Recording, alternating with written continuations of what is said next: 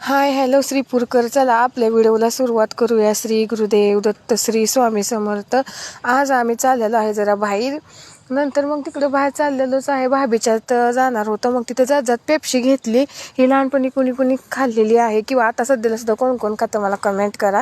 ही लहानपणीची आठवण आहे. तेव्हा आम्ही पेप्सी घेतली होती तिघीने एक एक. मग तिथं भाभीच्या तिथं पोहोचल्यानंतर मग तिथं दिदीची कपडे वगैरे घेतली. मग नंतर घरी आलो आम्ही. मग तिथं चिव लागली येड्यावणी करायला म्हणून चिवला आम्ही रागवलो. आणि सगळ्यात इम्पॉर्टंट मॅटर म्हणजे मला तुम्हाला सगळ्यांना एक सांगायचं आहे की आज आमचा जरा पिवळ्या 5 वाजल्यापासून गायब झाला आहे. श्रीपूरमध्ये, बोरगावमध्ये, महागमध्ये कुठेही का दिसना. तुम्हाला माहिती आहे पिवळ्या कसा दिसतो आमचा.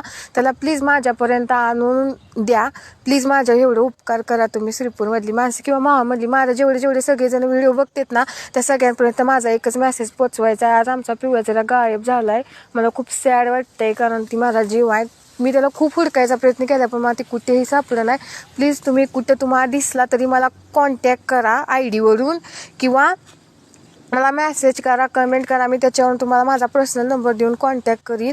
प्लीज आमचा पिवळ्या कुठे दिसला असेल तर आमच्या घरापर्यंत आणून पोचवा एवढीच नम्र विनंती आहे. आणि नंतर मग आम्ही चौकात गेलेलो आहे. मग चौकात गेल्यानंतर मग आमची मामीचं काम होतं म्हणून थोडं कपडे वगैरे घेऊन तिथून आलेलंच आहे. मग नंतर मला घरी आल्यानंतर समजलं की आमचा पिवळ्या घरी नाहीच. मग तेव्हापासून माझ्या पायाखालची जमीन सरकली. आमची इथली एक बाई आहे ती आमच्या पिवळ्यासाठी आमच्यावर रोज भांडणं करते. काय कटकट करते.